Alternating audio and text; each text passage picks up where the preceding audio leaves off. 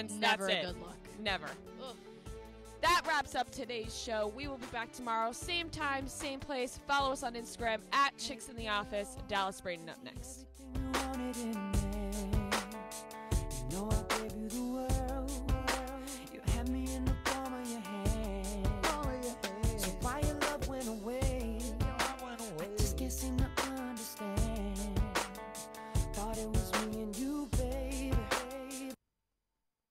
Uh-oh. Lost y'all. Hello. Sweetie. Hey, what up? What up, Big E? What's up? Oh, hold on. Where am I here? Coming at you, Simi Valley. Coming at you, Simi Valley. Hook up that Skype. I want to see you guys. Where's it? I don't know how to do Skype. It's not as intuitive, at least for technological corkies like me. Can you guys hear me? I gotcha. I gotcha. Okay. Oh, wow. Why am I can't hear myself. Dallas, where's your giant sled, dude? Yeah. I was strutting around that field, pecan, with my hashtag baseball shirt on with my green and gold, baby. Attaboy. What time did you get home? Did you get home this morning? Yeah, this morning. Fuck yeah, dude. Dedicated, baby. I love it, man. Yep. That's what I tell you, pecan. I have zero fucking time to listen to, my schedule. I got zero time for that shit. Well, not everybody can be as manly and as Popeye as you, pal. Well, hey, you know what? Fucking, if you're into trying, I'll give you my grandma's phone number because she likes to try too. I'm into getting it fucking done. I thought you said trying in there for a second. I just thought of a shirt. I just made up a shirt last night, though.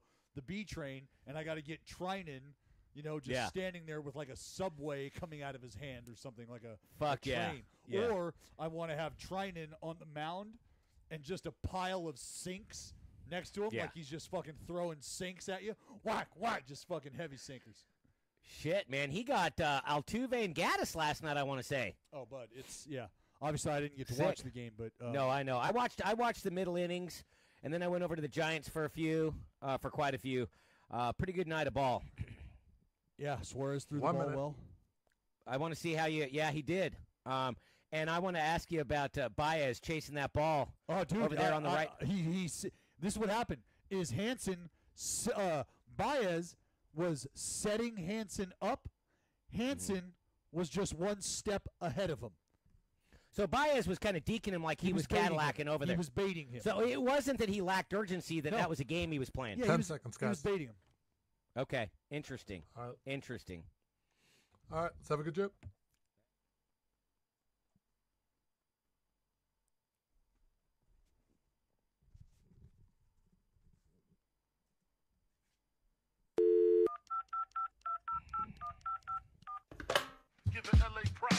Ain't no party like a West Coast party, cause a West Coast party don't stop. When we party on the West Coast. All right, before we get cooking here, Dallas, fresh off 3 hours and 9 minutes last night at AT&T Park. Yeah. Dallas, I've bet the entire remainder of my purse on France to get it done today, okay? All right, I'm into it. We got kickoff happening. It's going down right now. France, Belgium, they are on the center screen here getting dialed in. I can't wait for this to go down. I'm honestly, fast forward to the PKs. Give me the fucking PKs, all right? I want to see. Why do people hate PKs so much? Because look, we're not soccer purists. We're more into the hooliganism of international soccer. But it's pretty exciting watching a PK. Yeah, but I mean, look, teams want to see their guys and girls in their natural form. And they want the game to be decided in that fashion, right? Like, because in baseball, you'd hate to see, all right, my closer versus your whoever, your best five or whatever, and we're just going to fucking have it. Like, you'd hate for the game to end that way. So, you want to see the guys play. You want to see the athletes go out there and determine the victory. But fuck that. If we're speeding baseball up, let's speed soccer up too. Just fast forward to the PKs, call it a day. Yeah, so my bet is I've got France money line plus 130, and then I took the over on goals scored. So I got a little two bet parlay going. Ooh. I'm deep. I'm in. I'm so excited. And Dallas, you kind of had a unique experience last night because everybody knows your ties to the Oakland Athletics and your work on the A's telecast, fucking phenomenal. Not being a Braden homer here, Dallas really does a killer job. Anybody that watches you on ESPN know you got that skills to pay the bills. But, dude, you were at AT&T last night for the Thriller. 11 innings, Pablo Sandoval walk-off. And tell everybody about the format in which you broadcasted. So it was wild, Pecan. It was insane, man. Intel, the big tech company Intel, was gracious enough to offer me the opportunity to call their virtual reality game that was available on their VR app, obviously the Samsung VR headsets. And I had no idea what to expect. So I roll up, and I'm rolling into the parking lot, the production truck, and I'm kind of looking around like, all right, are we going to be wired up in the booth somewhere? Like, how's this going to shake out? And nay, my friend, that's not the case. Okay. I had a seat set up for myself and my partner, JB Long, who did a great job. And we are in the production truck, but we're set in front of a multitude of screens, cameras, and what we have laid out in front of us is the screen that's showing us what you, the viewer at home, would be seeing through your virtual reality headset. Now, this is unlike any way you've taken a ball game in, Pecan, because this isn't like watching the game and having the visual of the guys in the dugout or the field. This is like you were sitting in the dugout looking out through the dugout onto the field. That's so cool. As if you were somebody who had bought a ticket in the fucking dugout. So that's just one of the, I believe, 8 or 9 fixed camera angles that they had. And the idea is they're not trying to, and this is how it was relayed to me, and it's great when you start to understand it, is they're not trying to reinvent the wheel. They're not trying to get you off of your favorite regional broadcast. That's not what they're trying to do. They're trying to offer you a different way to take the game in, because technology is advancing at such a rapid rate that you don't have to just take in the broadcast. It's kind of like Atari, and we're going to drop Pong on you motherfuckers. Holy shit, Pong! What? And then, for those that don't know, Dallas, back in the day, I mean, you look at Pong now and you're like, that's some elementary shit right there. Right. But when it came out, I mean, it blew people's minds. Yeah, and then you got here came the fucking little Italian fellas, right? It just blew everybody's mind. Technology's advancing, and while the game itself is also advancing, the way to take it in, people are obviously looking for a different experience to have. So you put this VR headset on, and you're able to kind of scan through the camera angles that are offered, and you can, just by focusing this little icon in your headset on the menu bar at the bottom of your screen, you can shift to any camera angle you want at any time during the game. And we do have points and times during the game where we'll use, the camera that's down the middle of the field in the NFL, the one that follows the kickoffs and gives you that sweet-ass look. Yeah. Exactly. And allows you to turn 180 or 360 in the pocket and give you an eye what the quarterback's looking at. These cameras offer that same ability. So we were breaking down, the Los Angeles Dodgers are one of the teams that has this technology built into their stadium. So we went back, and I was able to kind of break down some mechanical things from Walker Buehler, his ability to get on top of his breaking ball and his ability to get out front with extension. We're able to show you different angles of that. Kenta Maeda, and him being linear between the mound and home plate and how efficient he's working directionally. There's just so much to break down and chew on. But honestly, I had no idea what to expect, and I was fucking blown away, man. I had a kick-ass time, and the idea is, it's not about breaking down the nuts and bolts of what you're seeing right there. It's more conversation. And I was told, we want to have baseball conversation, but we want to talk about the state of the game, life. If something pop culture pops up, like, let's have fun. Because while you're watching the game, put it like this. Instead of listening to me talk about some guy's stats over the last 2 weeks as he's walking up to the plate and being introduced, we're showing a viral video of him 3 days ago hitting a bomb and launching his fucking bat flip halfway up the fucking line. It's awesome shit like that. So instead of just hearing, all right, next up Manny Machado's circling making his way around the rumor mill, blah, blah, blah, blah, blah. Instead of that, you get a shot of like maybe Manny Machado and Dustin Pedroia, John back and forth. But you get that while you're watching the game. It's not cutting to that and then cutting back to what you just missed. You get to take it all in all at once. Man, fresh, dude. Cutting edge. I picture you, Dallas. I saw the tweet that you threw out of the production studio or production truck that you were in, and I was like, holy shit. I picture you wearing the VR goggles. So that's what I thought I was going to be doing, and that is not the case. Because you had all those screens. You didn't need the goggles themselves. Right. So I have the screen that you are looking at your base camera angle. I have that screen. Sure. And then I have the opportunity, and this is what I would really love to dive into and talk to them. And I really kind of don't want to give my ideas away because these folks were very receptive, and we were able to execute some things kind of on the fly, which makes me excited because I enjoyed what I did, and I think I am really excited about the potential for what this has to offer. So I would hate for what I guess I could consider proprietary information to fall into some Yahoo's Don't release it. Can't have that. Can't have that. People are listening right now, looking to poach ideas right off of your dome. It ain't happening, baby. Ain't happening. It was a hell of a game too, Dallas. That you had the opportunity to call. It was a great game. Suarez threw the ball extremely well. Yep. I like that lefty, man. He's got some good run on the heater, good sinker as well. Yep. He can spin that breaking ball at any time. Tidy little slider cutter hybrid from the left side. I was talking to Boach before the game. Caught up with him and the great John Miller, and had a nice little conversation with them in the dugout. And I just dropped this one on Boach. I said, "Hey, Boach." Okay. Well, I said, "Hey, Skip." That's what I call him. Hey, Skip. You got the southpaw going today, huh? You like your odds? And he goes, and this is how you know Boachy likes the guy. He got kind of excited, sat up, and goes. Yeah. His voice, you could hear it change. He went from yeah to yeah, like that lefty. I like our odds.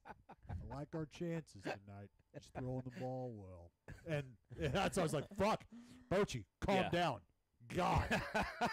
Clamoring. But no, it was so I was excited about what we were gonna see. And it was. And the fucking Kung Fu Panda drop kicking the walk off. 52 minutes away from just bringing Jared on. And look, yesterday I came clean and said I'm willing to bury the hatchet with Pablo Sandoval. My issue has always been with him that he negotiated, he whined until he got the money he wanted in Boston, and then he pissed it away, and he got fat, and he complained about having to get up at 6:30 in the morning to go work out for $90+ million. Well, I mean that's greater than the GDP of a lot of countries, and he pissed it away. But at this point, I want to be a different and better person, and just sitting on all that fuel and fire and rage hasn't done me any good. It'll create another wrinkle in the forehead. You can't do it. It'll bring on the crow's feet. You can't do it. But Jared's willing to, Dallas. Well, that's the life he leads. You know, that's the life he leads. He was tweeting last night that he's unwilling to budge an inch on Sandoval, and so look, Sandoval, the complaining about 0630 pissed me off. His thing he did in the Players Tribune where he said he had the greatest cry of his life coming back to San Francisco. And I've looked at his splits. They're not outrageous, but he's had a much better year than anticipated, and he's helping this team. So, man, I'm not going to compliment Sandoval, but I'm not going to dog him anymore. So that's where I'm at. I want to ask you about one specific play, and I know a lot of baseball fans listening to Dialed In right now probably didn't watch the game last night, or maybe they did. Fuck it, who knows? Fucking great ball game. Hendricks threw the ball extremely well, too. Dude, there was a lot going on. Okay, so you've got a young, speedy guy named Alan Hansen on first base. And Hendricks throws over there. Ball ends up along the right field side in foul territory. Hansen goes from first to the dish in 10.72 seconds. So the guy can fly. Oh, absolutely. Baez is out there chasing the ball down. And I listened to Dwayne Kuiper, who's a Giants television broadcaster. Fucking awesome. I heard him this morning on local radio say that, you know, during the play itself, he was a little hesitant to go after Baez, but that he listened to the Cubs television broadcasters after the game, and they were saying that Baez showed a lack of urgency that ended up costing them the run. What did you see? I saw Baez baiting Hansen, because Baez was sort of I could see what they would be talking about initially in his kind of sauntering over to the ball. But remember, Javi Baez probably has the best arm on that team. And so he had the trust in his head, like, look, if this guy wants to break right now, let him. Because I will throw a fucking strike to home plate, and that'll be a done deal, and I'll watch these guys run themselves out of an inning.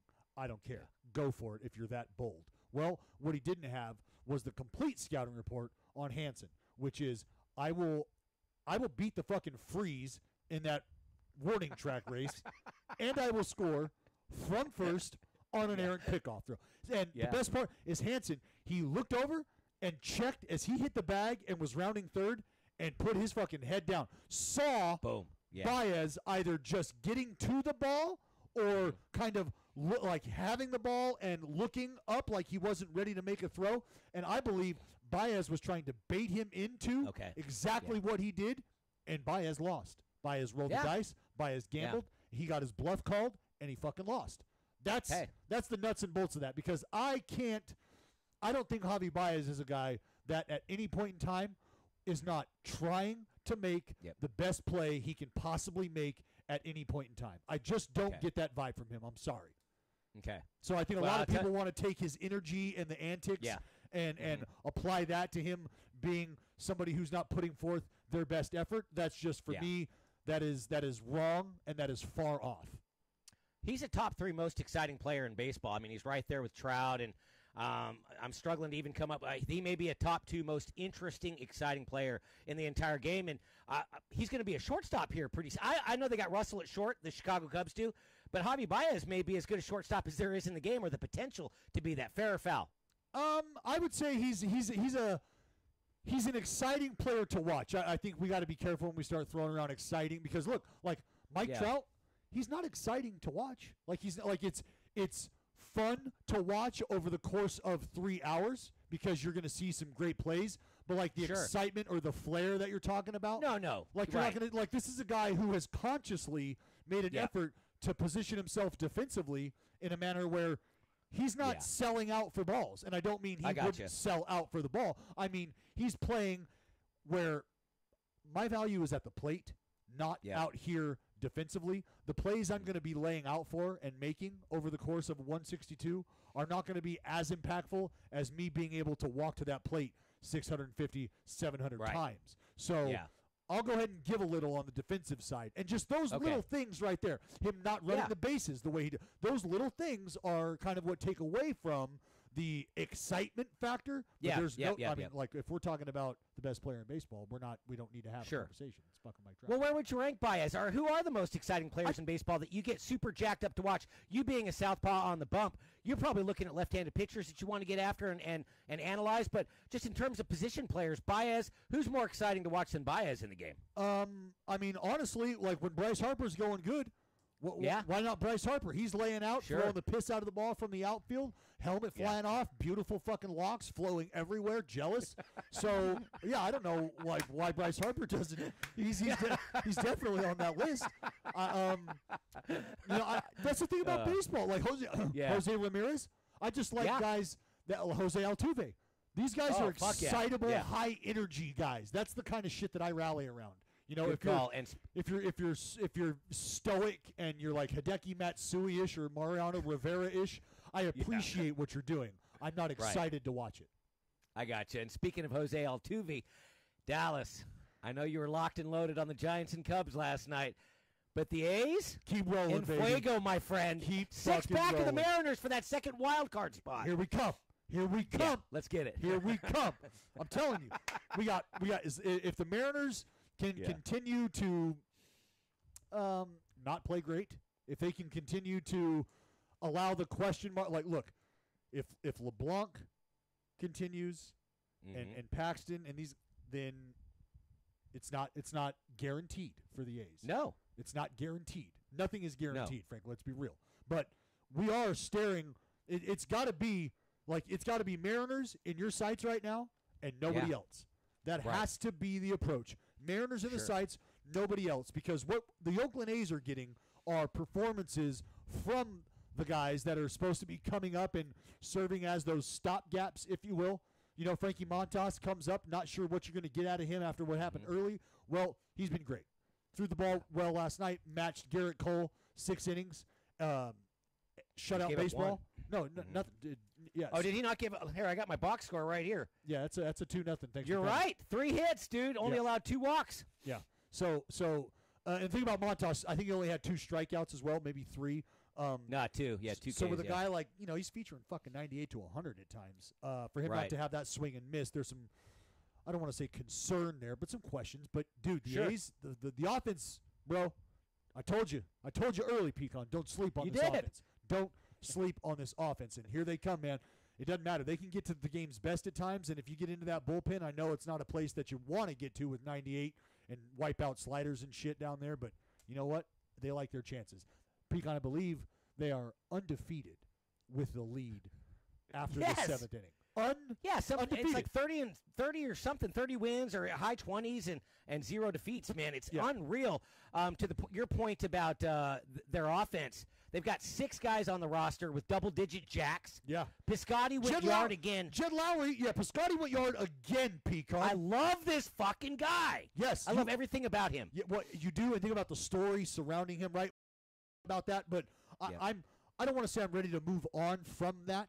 I'm ready to celebrate this guy, and I'm ready for people to understand that what he's gone through is not easy. So just always remember that. All right, we don't need to make that the talking point. Just always remember. No, I know. Where would you be at mentally right now in your job if you lost your mother or your father? Okay, I'd be crumbled over, dude. And that's where he's been for quite a while. So to hell with all that. He's swinging the bat. He's playing defense, and he's a major part of the push the green and gold are making right now.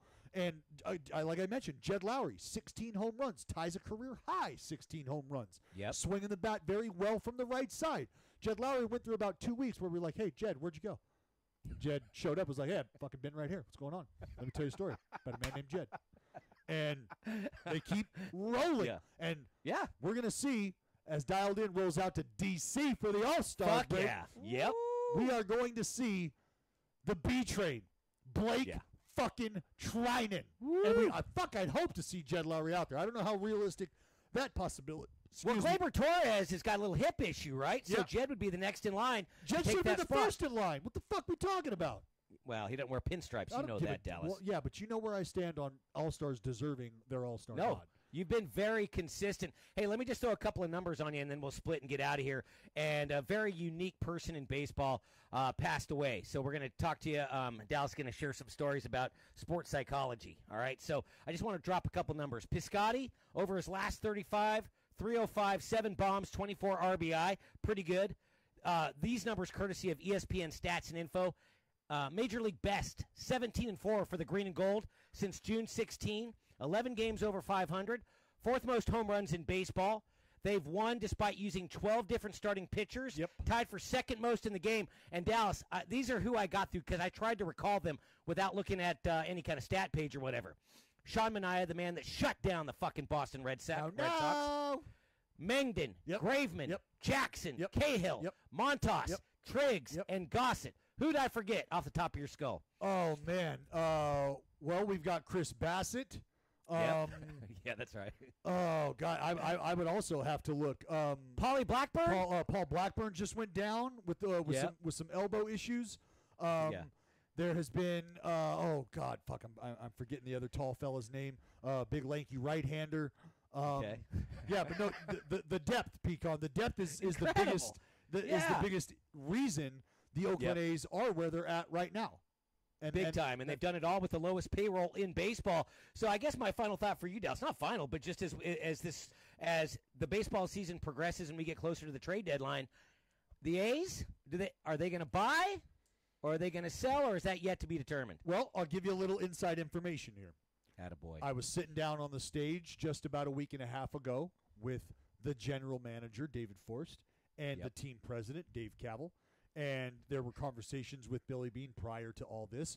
But what they told the public, which I believe and I bore witness to, is if they are in the conversation and if they are in a position, they will go out and make a move. And that is something that Billy has echoed and that David had echoed when they were GM and assistant GM, respectively. That is something they told us as a ball club back then, was if you're in the conversation come the break, and we're in a position to make a move, and you deserve it, that's what we will do.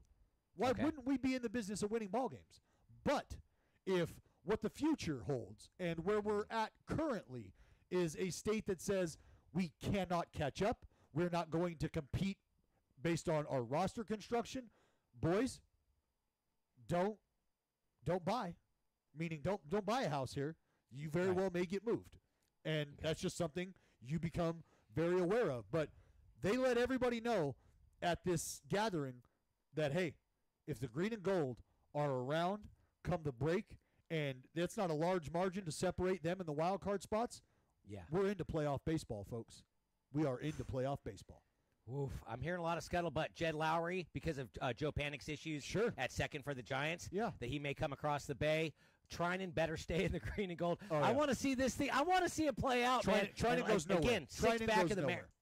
Okay. Well, that's good to hear. He's their lone representative in next week's All-Star game as it sits now. So pretty exciting shit. Hey, we had planned to talk the Cave Kids, the Wild Boar. That's what they're called, the soccer team, the Wild Boars. Okay. They're all – we didn't get to it. We will. But on the other side, dude, how did I pronounce this guy's name? The late Ken Ravizza. Am I saying that right, Dallas? Yes, Ken Ravizza. I want to hear about him next. You're dialed in with DB Power 85. All right, guys, 2.5. That was some good fucking talk, chit-chat on ball, dude. That was very satisfying. Very robust. Oh, man.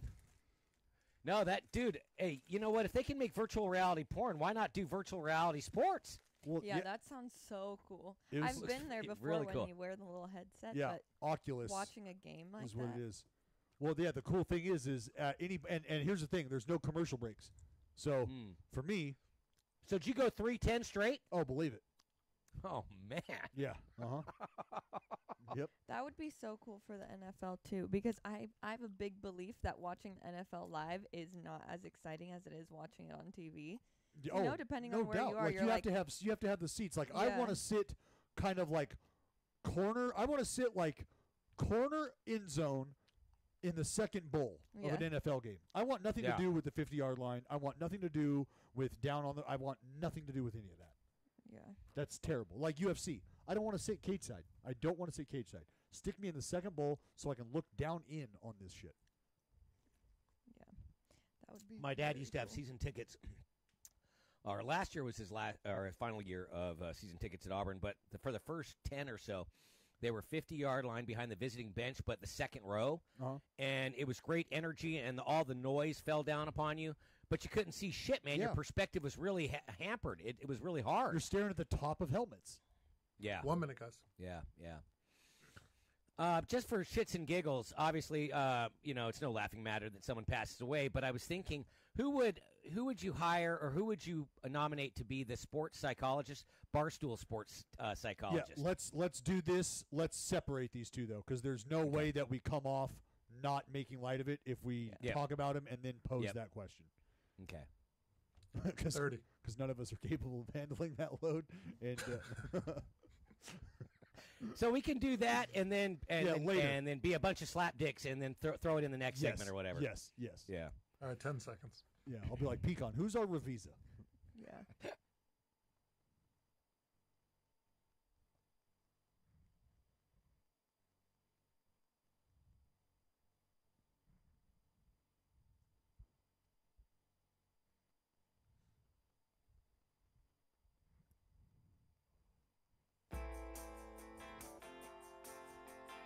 I know these dudes.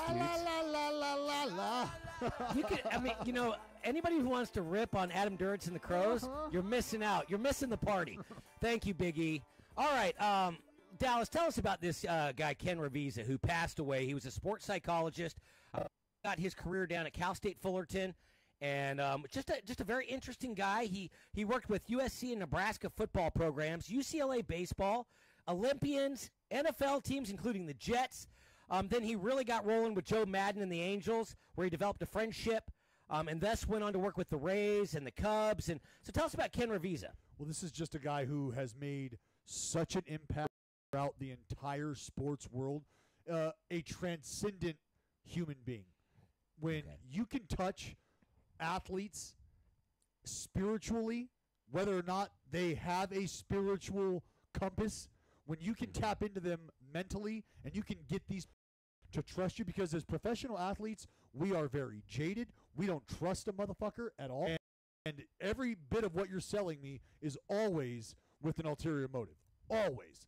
So for him to be able to sift and navigate through all that bullshit with so many individuals and become essentially a pillar of their emotional stability and mental stability, that speaks to how genuine this guy was. And as you mentioned, he was there at Fullerton doing tremendous work in kinesiology departments and just really everywhere. latches on with Joe, Joe takes him out to Tampa, spends a lot of time out there with him as a mental skills coach. Obviously comes with Joe to Chicago. A lot's been talked about. A lot of the players regarding him is the reason. The reason that they were able to mentally compartmentalize all of the pressure of the curse and wanting to perform and all of that just insurmountable feeling, he was able to help these guys handle and work through. And so it's a very, very, very sad few days in baseball because, one, you remember the individual and stories are going to be shared. There's going to be stuff that comes out about him and the impact he's had that nobody had any idea about.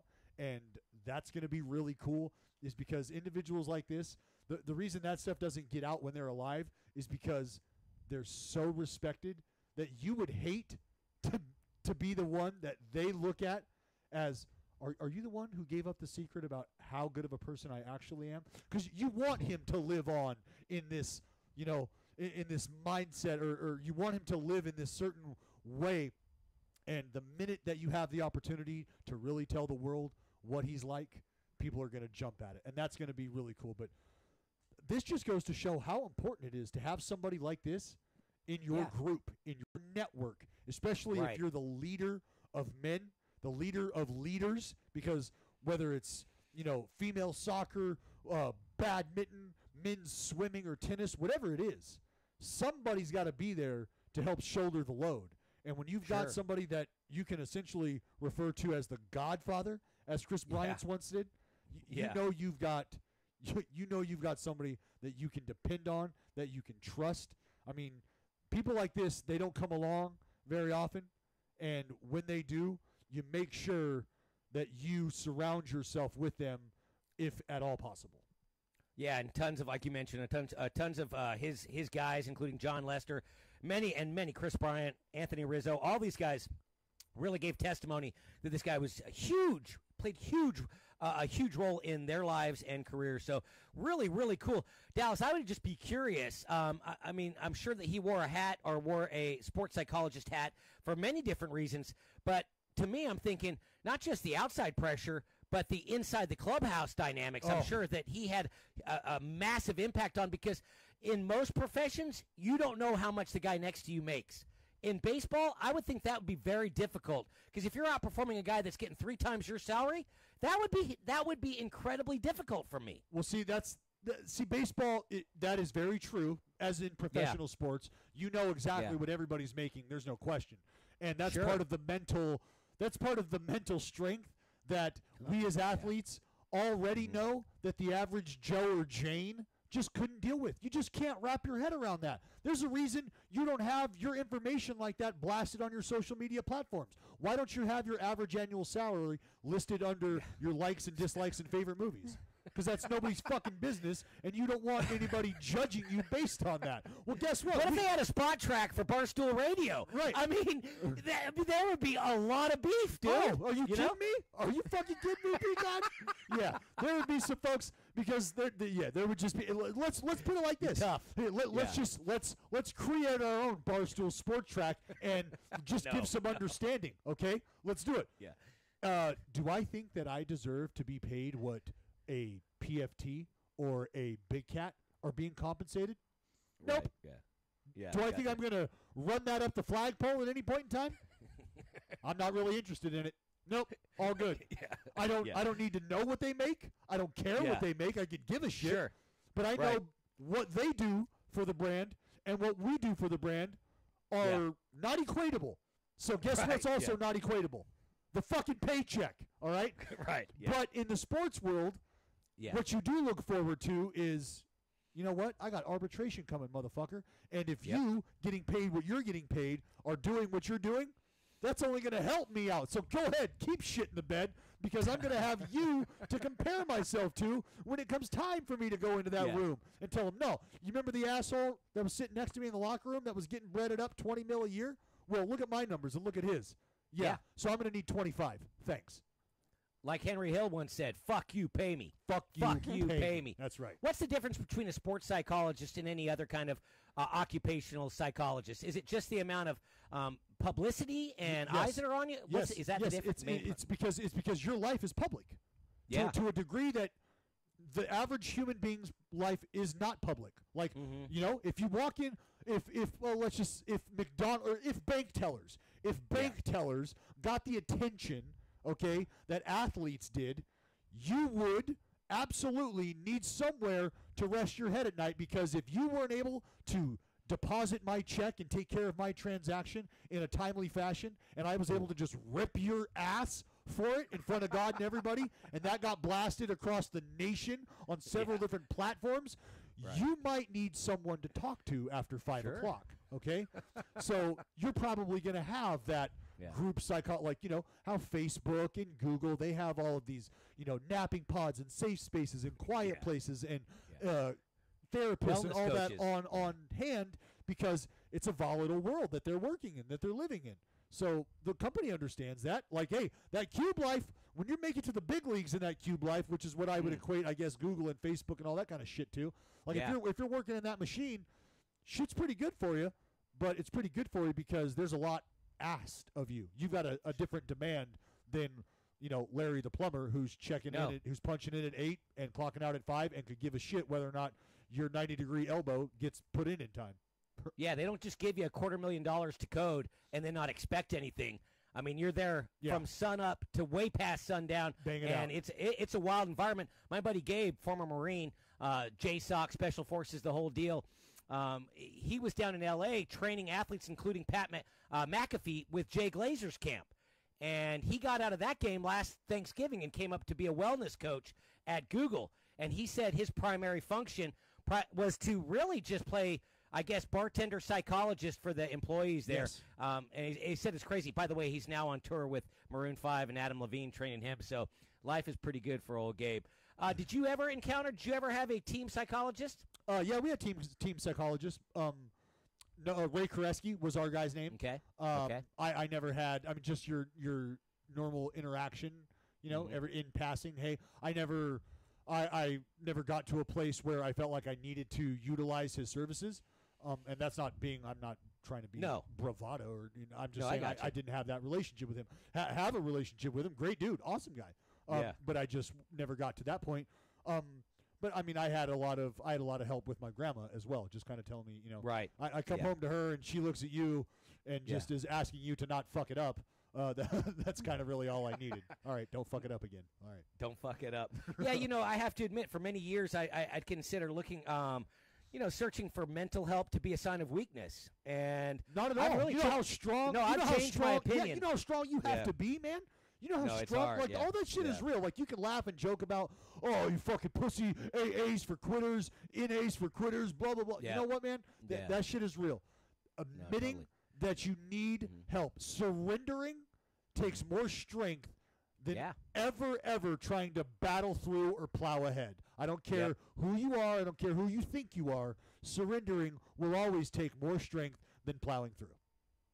I agree. That's part of growing older and getting more mature. And all the things that I had a tendency to mock, or at least to be a little glib about, like athletes that suffered from public anxiety and all that. All those things are, as I get older, are kind of coming back to bite me in the ass. Where sometimes I'm like kind of anxious, and I'm like, fuck, man, it's kind of scary what tomorrow may bring. So I've definitely changed my tune, and I'm glad that there are guys out there like Mr. Ravisa and guys like Bob Tewksbury, who was a guest on the Starting Nine podcast, that are out there providing a little bit of help to people. You know what I mean? Yes. Think about social media, Pecan. This is just a quick example real quick. Sure. When somebody fires off a tweet or a post or whatever, and they're not, they're like, fuck, I probably shouldn't have thrown that one out there. And they're getting hammered. They're getting crushed. And now they're just like, you know what? Yep, fuck it. Delete. And they just delete their account. Yeah. They could fire off a tweet before breakfast and by noon be completely done with social media. That right there is a prime example of somebody who would probably not be able to handle the rigors of professional athlete.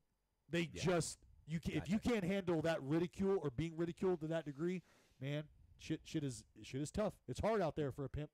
No shit, man. Cops, firemen, whatever. You got there's definitely pressure that comes along with it and criticism, and it's hard, man. But the thing about sports and being a public figure in the world of sports is, I think it's meaner now than it ever has been. Or am I being a little bit of a pussy there? No, no, you're not being a pussy at all, because everybody fucking Peacock. Are you kidding me? 8-year-olds in Alabama have access to tell, I don't know, Amari Cooper how horseshit he is.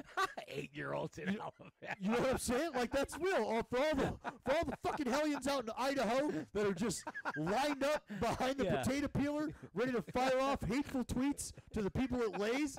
Like, yeah.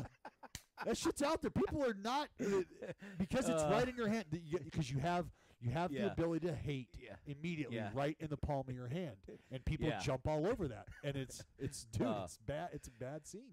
I know. There was the nomination of Brett Kavanaugh last night to the Supreme Court, and he still has to, go to the Senate confirmation hearings and all that shit. And look, man, I don't know shit about the Supreme Court. I know its function, and I know some of the participants, but there's no way I could break down Supreme Court jurisprudence.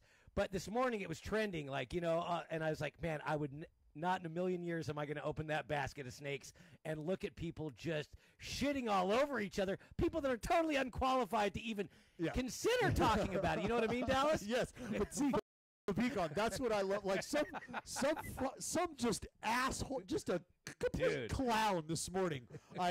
You saw the tweet about this guy who is ripping this lady who's wearing a Puerto Rican shirt, who actually, I'll be honest, I owned that very shirt when I lived in Puerto Rico. Wow, cool. Gorgeous place. Playa del Sol. Get it in you. Thank you. But that guy is ripping this lady about wearing a shirt, and I chime in like it's the cop who's a public servant. It's the cop who is really at fault here, because he's just watching this go down, just letting it go down. And the minute that someone steps in to defend this lady, the cop starts to posture up and starts to have words with the individual defending the lady who is getting reamed by this ignorant racist fuck. And some guy wants to tell me, police aren't public servants. Nice try, though. What? Right. So I looked at it and was like, hold on. All right, you know what? I'm having a terrible cab ride home from the airport right now. Fuck this guy. So I gave him an opportunity at civil discourse. I tried. Okay. I really tried.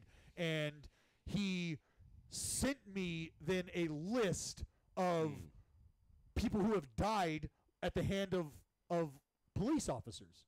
Mm-hmm. That was his rebuttal to my claim, my accurate and factual claim, that police are public servants. His rebuttal after no they're not was, yes they are. Take a look at all the people who have died at the hands of cops. Like, that's the rationale. You're looking at me very, very quizzical, like, what the fuck are you talking about? I'm befuddled, dude. Right, and it's because he is confused as well, and he's just angry. So instead of being capable of a rational thought and having civil discourse, the Twitter box and the hate, the mobile hate machine is right in his hand, and he says, fuck all common thought, let me just fire this off and be an angry asshole. And that's what Twitter is. That's what the internet is. So you have to appreciate it for what it is. But instead of me getting into it with this guy, I just laid out. I watched a couple people who were obviously following the conversation chirp back at him, and then just not even chirp back at him, just like express their, like, is this guy a fucking this guy's a moron. This guy's a complete moron. And I'm like, yep, just enjoy, though. Just enjoy that guy for what he is, because he's angry and he's a way worse spot mentally than you are. So let's all just enjoy this.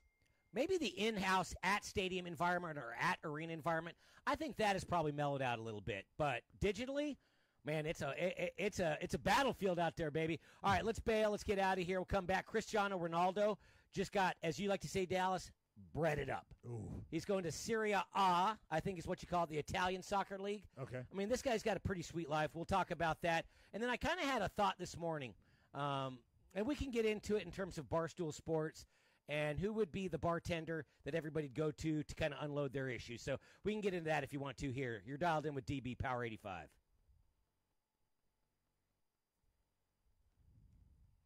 All right, 2.5. And we have that first live right here, Pecan. I've already got it pasted in, brother. Okay. Hey, and for Jared, do you want me to roll out the Sandoval walk-off? I have it. Yes. All right. Yeah, come back with it. You know, you know that last little thing where I was saying, "Here's Jared." Yep, Croft, and that's what I'll hit it and right then there. Bang it. Yeah. Okay, cool. What is there no Jay? He's at HQ. He has to do some survey thing. I thought he was doing the pup punk. That's Thursday, Thursday, I think maybe it's for that that production event. Yeah, I'm not sure.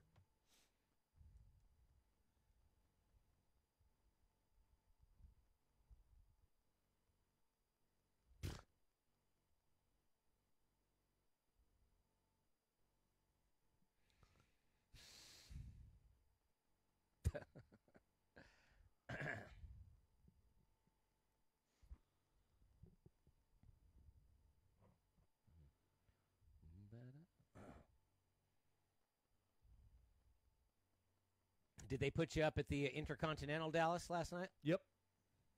That's your spot, man. You're probably there as much as you are at home. Oh, dude, yeah. So I was getting checked in by a new girl, and she was like, "Oh, wow, you just Mr. Popular." And I was like, "What do you mean?" She was like, "Well, some of the other girls saw your name on the list, and they're like, 'Oh, he's back. He's cool, blah, blah, blah.'" And I was like, Are you new? Because I haven't seen her. She's like, "Yeah." And I was like, "Yeah, you must be new because I haven't seen you. I fucking live here." Right. Yeah. And she was like, "Yeah, everybody's a fan of you." Said it's because I'm here more than fucking they are. Yeah, totally. If they only knew that you fucking had a battle with their phone. Bro, I beat that thing to shit. It's in fucking 7 different pieces, and it's underneath one of their nightstands that they'll just never lift up and get to. What the hell? Oh, man. All right, coming back.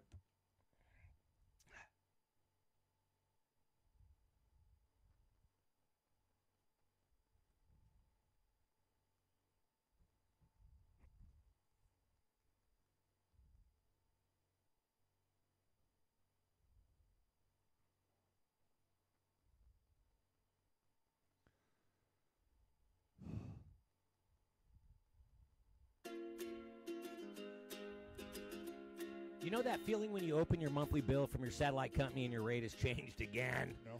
No heads up, no warning at all? Well, Dish is the TV provider that hears your pain. Thank you, Dish. Oh. Watch your favorite TV shows and live action with the latest technology at a price that will not change for 2 years. That's 24 months, baby. Switch to Dish and get the 2-year price guarantee. Same bill every month for 24 months. No surprises. That's a bill and a TV provider that you can count on. Dish listens. That's how they do it. It's how they stay tuned into you. The Dish 2-year price guarantee. To learn more, dial 1-844-CALL-DISH. Go to dish.com or visit a local retailer near you. Requires credit qualification, 2-year commitment with early termination fee, and auto pay. Taxes and surcharges not included. Price guarantee applies to core programming package and certain fees. Other restrictions may apply. For full details, dial 1-844-CALL-DISH. Dallas, before we get to Cristiano Ronaldo, most of us have. You've been to the Barstool HQ. Yep. I have not. I mean, I've hung out with Big Cat many times on my show here in San Francisco, etc. But amongst the bloggers or employees there in New York City, who would you nominate to be the Barstool Sports team psychologist? Not a single one. Not a single fucking one. Are you kidding me? How about Clem? Clem's my guy. I wouldn't trust any one of those human beings over there with no, I wouldn't trust them with the Contra cheat codes. And everybody knows those. Good. Okay? Yeah. No. Yeah. I don't. I mean, fuck Tex. They got a guy walking around in that HQ. That guy deserves to be in a fucking straitjacket. That's who I would pick. Tex, come listen to all my problems. They don't. I don't know that they have anybody over there. I mean, honestly, I feel like the only person that I would be able to divulge some secrets would probably be Pat. Pat McAfee. Pat McAfee. Yeah. Pat McAfee, I feel like, is probably the only voice of reason, the only sane asylum I would find. Oh shit, dude! The way he chugs beers and shotguns them, I don't know. Clem would be my guy because Clem is so steady, dude, and just loving. like he wants to hug you. You know what I mean? No, Clem is he's a lovable fella. I mean, I don't know, maybe Trent. You know, he's into turning things. He's into turning things around. Sure. You know, he's got that Midwestern appeal. Yeah. No, Robbie's just not there yet. You got to have. Well, you're too young for me. Yeah, maybe in time. You got to have hair on your ass and or more than 5 hairs surrounding a single areola, and he's not there yet. And when he does get there, we will welcome him with open arms. But until then, Big Cat's got some. He's definitely a stable dude. No, I don't know, because Big Cat would either I feel like. Put it like this: he would not take a bathroom break on you. He wouldn't. He would either just sit there and piss himself and keep listening to you, or he might whip out a jug and relieve himself slightly more efficiently. Sure. But whatever the case, you could rely on Big Cat to be there. What you're getting out of the Grande Gato, I don't know, but he will be there. He will be present. So maybe Big Cat. 833-85-STOOL. Give us a scouting report. Now, I've been a huge fan of Barstool for a decade, so I'm just going off reading and all that. But Big Cat's always been, in fact, yesterday I was listening to the Evening Yak, Dallas, and only by listening to Barstool Radio, Power 85, Sirius XM, did I find out where we're going to be broadcasting next week from Washington, D.C. Hey, have you got your itinerary yet? I did. All right. Right on. Baby. Hey, out of sight, out of mind. We're out here on the left coast, man. Hey, office manager Brett, man, that guy doesn't sleep, huh? The fucking work just kept. He's all over. Danny Katz, Big Cat, said that I guess we'll be broadcasting from the bullpen, and Jared lit up the bullpen. Fuck yeah! And Big Cat goes, no, it's a saloon. It's like an outdoor bar, not the actual. Nationals bullpen, so that'll be fun, and a lot of shows are coming. So it's not just going to be us there, but there's going to be a lot of presents. So it'll be fucking awesome. Yeah, just let me tell you right now, reel in the excitement just a tad, because we're 11-1 West Coast. That means 2 to 4. Yep. In the hellhole that is DC.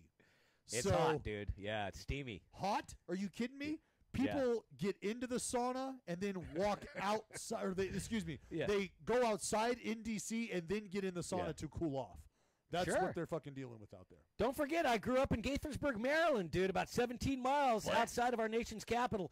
So I am well-versed in the steamy nature and environment that is D.C. Dallas, despite being overweight, I prefer heat over chill. So really, I'm right at home, brother. And who knows what'll happen? I may be going banana hammock. Who the fuck knows? Ooh, hey, you like the heat? You may have gone hammock Sunday. Did you not? I got a Stars and Stripes one. I got one with 209 on the ass of it. The 0 is strategically placed. I've got a Shamrock one. The Shamrock is also strategically placed. Nice. Yeah. Well, let me just let the listeners into behind the curtain a little bit here. Yesterday in San Francisco, we rendezvous. I go and get the door to the studio for Dallas, who's patiently waiting outside. And Dallas walks in and goes, yeah, man, caught a little sun yesterday. And he pulled up his shorts to reveal a sunburn. And I'm like, fuck, dude, that's pretty far up the thigh. Were you rocking a hammock?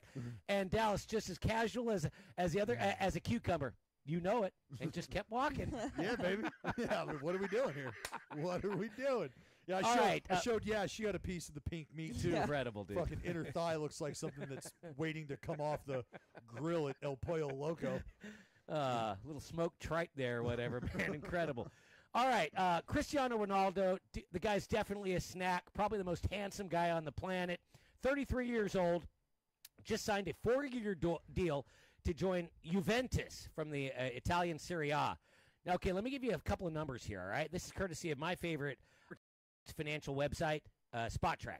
The deal comes with a transfer fee, just a transfer fee of $117 million. Ooh. What? An annual wage of around 70. So over 4 years, basically, it's about a $382 million deal. And he's getting 70 a year. So 280 mil? Yep. And the 382 factors in the transfer fee. So he played in Spain, and for him to get transferred over to the Italian soccer league, it costs. You see that a lot. You used to see it a lot more in baseball, right? When the major league teams dealt with Japan. Well, yeah, there was posting fees, but I mean that was just all about. That's why they have it now. So any team could post X amount, and the club was going to get a portion of that. So it was basically, what are you willing to give this team, and then what are you willing to pay this player? But those numbers have shrunk. That kind of finance has definitely dwindled, right? Yes, those numbers have gone away, and there's just a base fee that each team, a posting fee that each team gets paid. Okay, so just in terms of Cristiano Ronaldo, the guy's gorgeous. He's wealthy. He's really good at his job. Now he's going to be employed and living in Italy.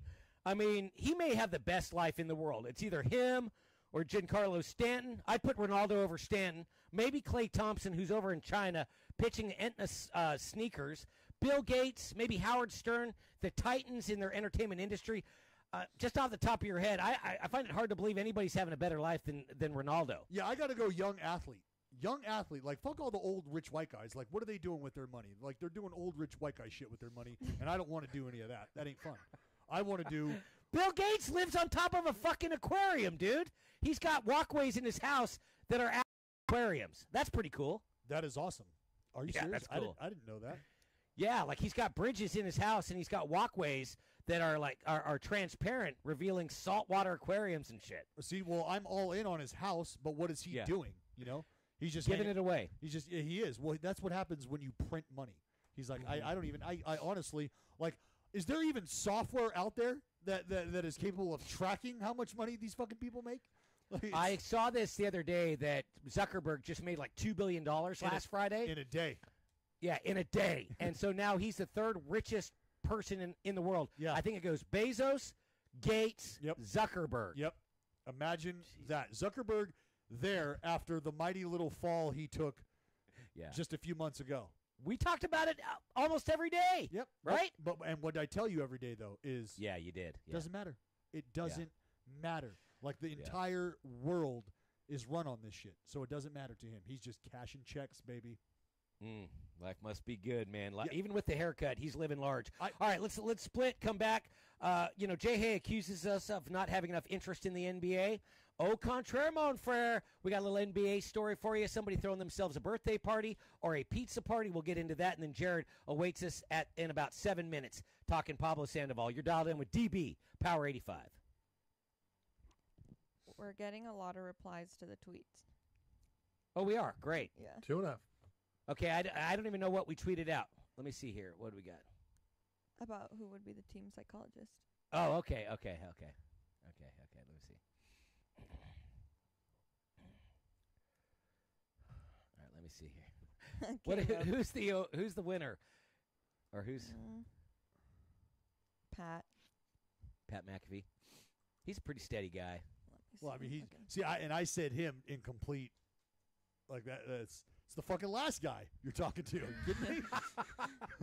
See, I think Tex would be hilarious. No, Tex, you'd have to fucking slow it down. Oh my God, I had the worst cab drive in my life. Pecan. This dude took me 15 miles out of the way today. Passed my exit. Had the audacity to ask me what the exit was. Told him. Passed it. Didn't get off at the next 2 exits. Continued. As I'm yelling at him, and I mean fucking yelling, he stops. A dead stop in the, 3-lane, in the middle of a 5-lane highway. What? At a dead stop. We are going 0 miles per hour. And I am screaming at the top of my lungs. You're going to fucking kill us. What are you doing? Get off to the side. I fucking... Why did he stop? Because he missed the exit? It was... 1 minute. All right. We'll be back at 56:40. The music will be playing for 10 seconds already. Cool. Okay, so we got about 45 seconds? Yep. All right.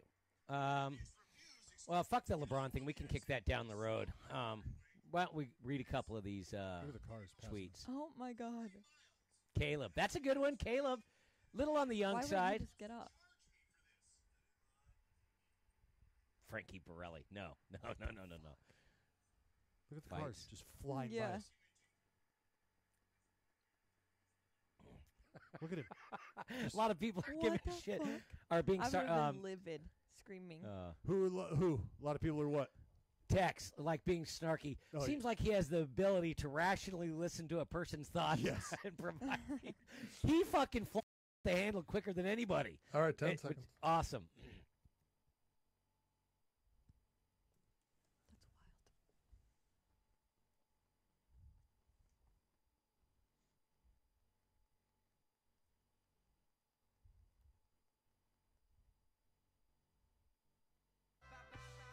All right, LeBron threw himself a pizza party last night at Blaze in L.A. I tweeted him. I told him I could criticize his pizza and call him a narcissist, but that I wouldn't. Not today. That I hoped he had a killer party. So shout out to me for that. Dallas, I'm feeling a little more just compassionate in my old age. You're making strides, because I'd like to think that I've had something to do with that, but you know what? I'm not gonna lay claim to that. That's your hit. A lot of great responses, Barstool Radio on Twitter, about who would be the Barstool Sports team psychologist. And we'll end this segment by saying, Ches Dean says, Tex. Seems like he has the ability to rationally listen to a person's thoughts and provide feedback and advice. Maybe Jared. Maybe he could be our psychologist. He's next. You're dialed in on 85.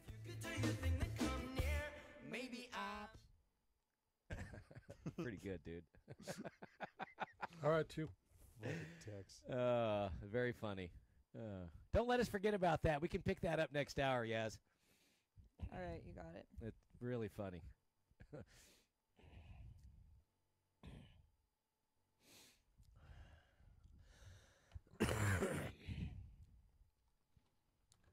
Jared? Hello. Here he is. Jared, laugh out loud funny last night. I'm in my pickup truck. Big Cat's trying to explain the Cavalieri show with Jay Cutler.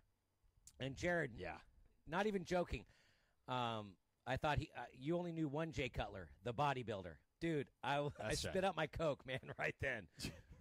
That's right. Yeah, very good. That guy's is almost as big as me. In the bodybuilding community, the community that we traffic in, Jared, that's a well-known name, but most people have no fucking clue, and you said it with a straight face, laughing my dick off, dude. He's one of the biggest bodybuilders in the world. Yeah, he's part of that Dorian Yates, Ronnie Coleman, Jay Cutler trifecta. Yeah. You know. Holy shit. For those of us that do weighted dips and weighted pull-ups, we know, but not everybody lives in that world. Did you see this NFL player whose mother's ashes were fucking strewn all across his thing? Yeah. Wow. I had a story. When my brother had his funeral, I had it, they give you the flag, the 21-gun salute and everything, and they put the rounds that they've shot off. They put it inside the flag. Uh-huh. And so I've got that on my person, and I'm putting it through the Montgomery, Alabama, scanner. Oh, and one of the TSA agents pulls it out and tries to unravel the flag to get to the ammunition. No. Oh, my God. It almost turned into a tragedy, dude. 20 seconds. And you have the read for this, right, Pecan? Let me see. I don't have it. It wasn't in the rundown. It's time for Grip and River, brought to you by Dish. Can you email it to me? Yeah, we got 10 seconds. You can do it. You can tag it out if you want. Sure. Okay. Yeah.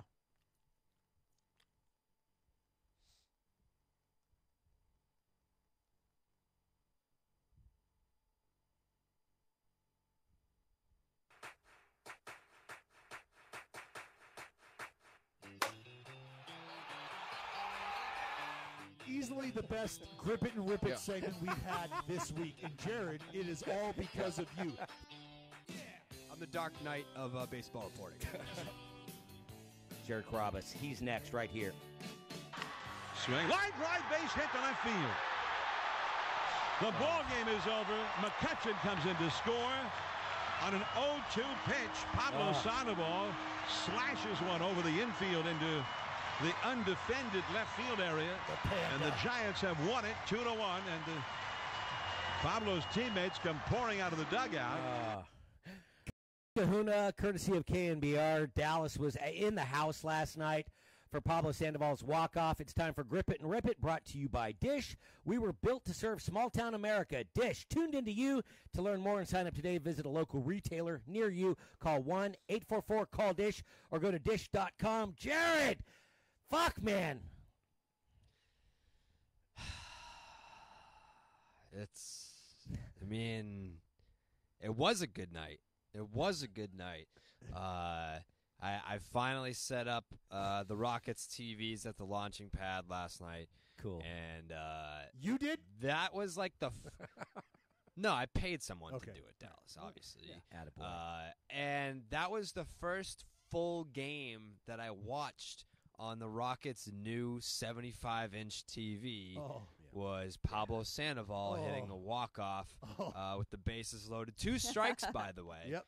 At 1:30 in the morning, and I was in bed. So before, like, my setup was like the launching pad there is kind of like an alcove. It's an L shape.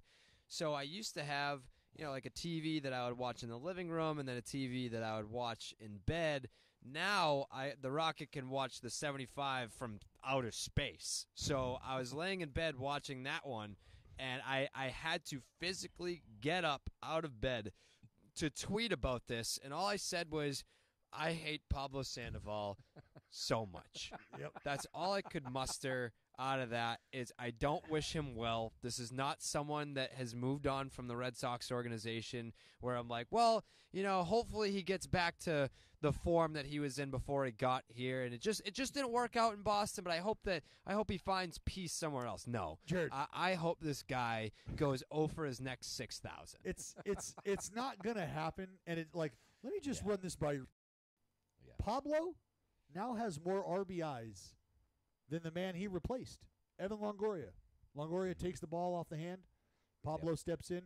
Pablo now has 35 RBIs to Longoria's 34, and he's done it in only 196 at-bats to Longoria's 256. So when you think about that kind of production, Pablo, I believe, is also hitting like 320 with runners in scoring position. But when you think about don't you think he's fat? Don't you think he's a little fat? When you think about the production, don't be body shaming fat people, Jared. God damn it, dude. When you think about the production from Pablo that the Giants are getting, and you think about what they're paying for said production, and you think about Pablo being on a team that's right in the thick of a playoff hunt, is there a more player-friendly contract situation? Is there a better place to be as a player than where Pablo Sandoval is, because he's back home? He's got a $90 million contract that's being paid out, and he is on the verge or in the thick of another postseason run with a storied franchise that he helped build up. I don't know if anybody has it better than Pablo Sandoval right now. I can name a few guys who probably have it better. Jumbo Dong? I'm thinking of like I could probably list at least a couple hundred people that have it better than Pablo Sandoval. But I mean, this fucking asshole during the negotiations as a free agent. Yeah, the San Francisco Giants were like, all right, we want to put a clause in your contract that prevents you from being a fat fucking piece of shit. And he was like, well, the Red Sox want to pay me the exact same money as you, only they don't care if I'm fat, so I'm just going to go there and be fat. So then he goes to the Red Sox and can't even bend over to tie his motherfucking shoes. Gets released halfway through the contract because he's so bad. The second most dead money ever on a contract in baseball history. At the time. The first being Josh Hamilton because he just physically broke down. One of the most talented special players I've ever witnessed in my entire life. I can't even believe that Josh Hamilton has to be looped in with this fat fucking piece of shit, Pablo Sandoval. And he goes back to San Francisco on the contract that the Red Sox gave him. So in the end, he just got exactly what he wanted. He never wanted to leave the Giants, and I know what he said. That's the other thing, too. Giants fans, have some fucking pride. This guy, when he left, was like, yeah, the only people that are going to miss are Hunter Pence and Bruce Bochy. That's it. And then he comes back, and everyone's like, oh, it's Pablo Sandoval. And they just start sucking his fucking dick all over again. When he left, he said, yeah, I don't want to put in the extra effort to fucking do one sit-up for this city. I'm not going to do one sit-up for you guys. I'm going to Boston where they don't care how many sit-ups that I do. And he gets paid exactly the same, ends up back in San Francisco, and good for him that he's performing well again. It's the ultimate power move. He recognized 0 wins above replacement. The sheep. He recognized the sheep, and that sheep was the Red Sox, and he was like, oh, man, they will take I was all over that guy. Take the bait. I literally, that offseason, you can go back and look at my tweets. Look at the receipts. Look at the timestamps. When he was a free agent, I said I would rather have Hanley Ramirez at third. I said Josh Donaldson. I said Chase Headley. I came up with this whole list of third basemen that I would rather have than Pablo Sandoval. So he might have fooled John Henry, but he did not fool the Saugus Rocket for a single second. Well, hell no. And I want to just say I fell under the spell of one Jared Carabas listening to Section 10. And when you alerted to me to the ESPN comments that he gave, getting up at 6:30 in the morning to go work out, making 90+, a little too tough for him. But I will say this, Jared, on behalf of Giants fans, they didn't suck his dick right off the bat. In fact, there was a lot of cynicism and skepticism when he came back. But it's the fact that they're just taking him back right away. I mean, yeah, I get it. He's performed okay, but he's such a fraud. He just wants to be liked, that he'll say whatever the fans want to hear, and he's saying the right things now, and they're eating it up. Like he literally, when he showed up with the Red Sox, he's like, "This is exactly where I want to be," and like I'm glad I can be somewhere where I'm appreciated. It's like they fucking no fan base on the planet was going to appreciate Pablo Sandoval more than Giants fans, and he spit on all their on their faces on the way out. He did that. Yeah, but you know what? San Francisco, Sanctuary City, they've brought him back. All is forgiven.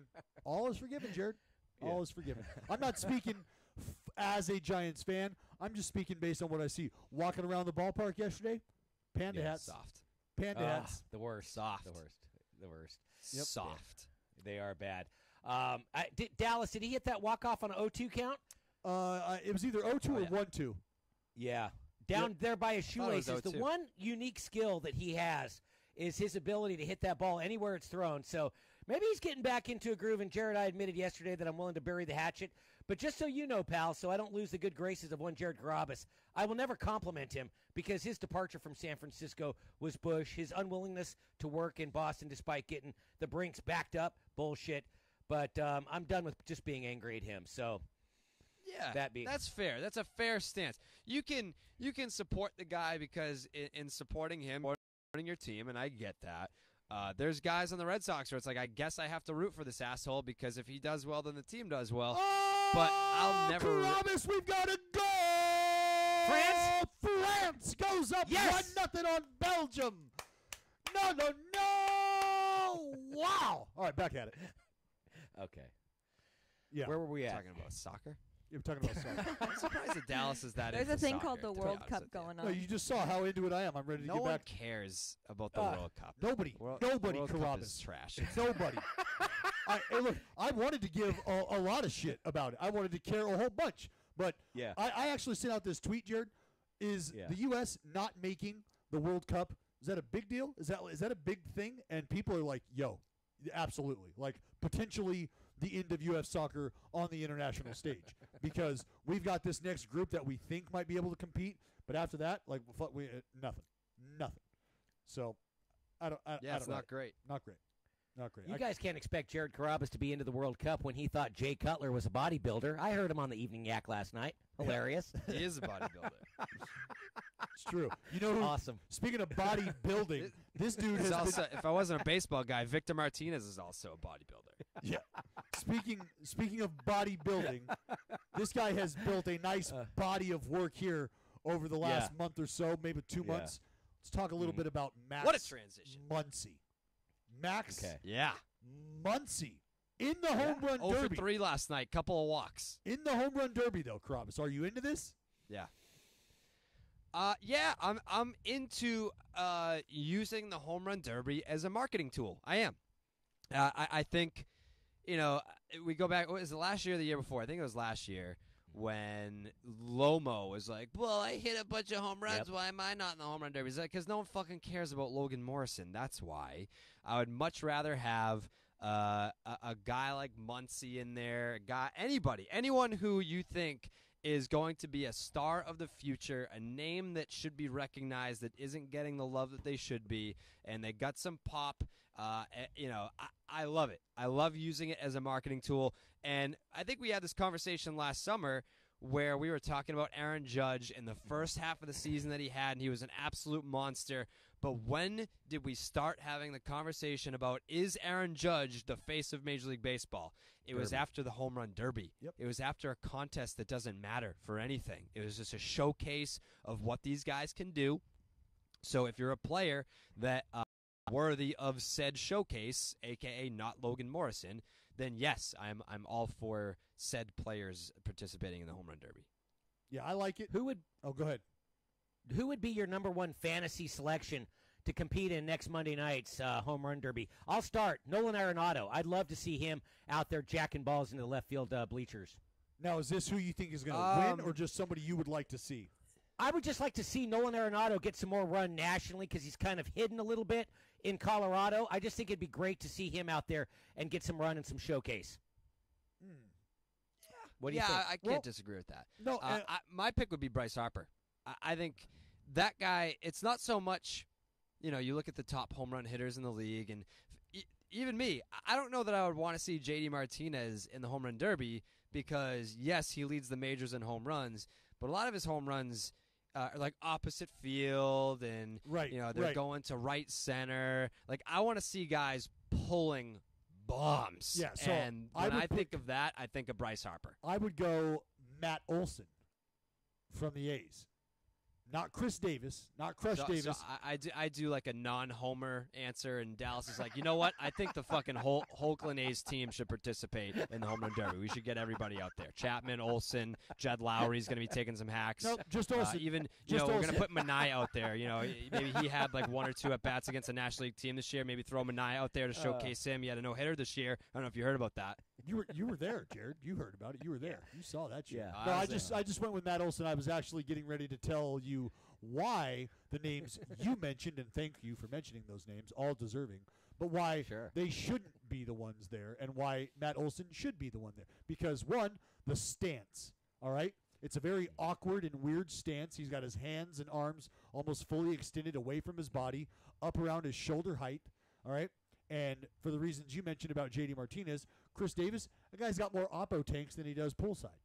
And Matt Chapman, he's got prodigious power, but his swing is just not geared for that type of performance.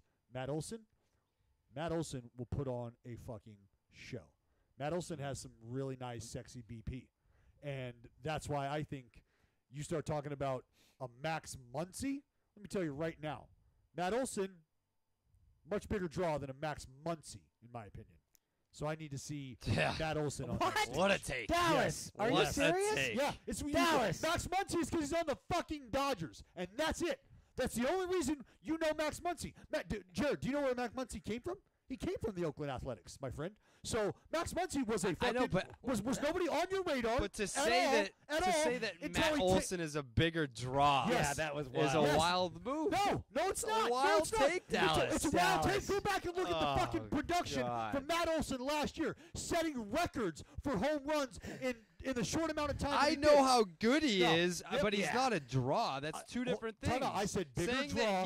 I said bigger draw than Max Muncy is what I said. I didn't isolate him and say he is a draw on his own. I told you he's a bigger draw than Max Muncy is what I said.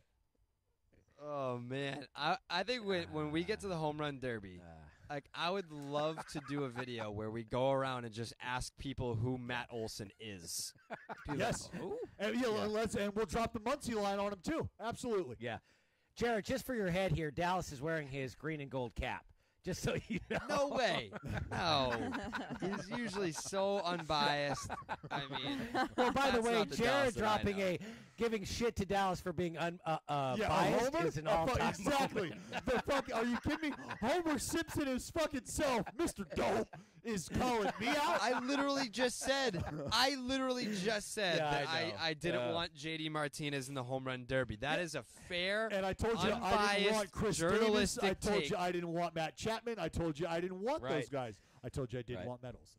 That's all. Oh, man. Dude, this is the most objective baseball puts show. Asses in the seats. Bigger draw than Max Muncy.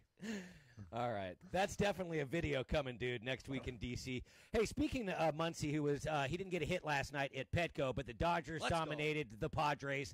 And you want to talk about a soft fan base. Being in San Diego, living in San Diego, must be so kind that you don't give a shit what your team does. It's incredible. And Kershaw dealt again, 6 scoreless, career ownage over the Padres. Kershaw coming back, man. He's rounding into form. L.A. looks to be a formidable team going forward, especially if they get Machado.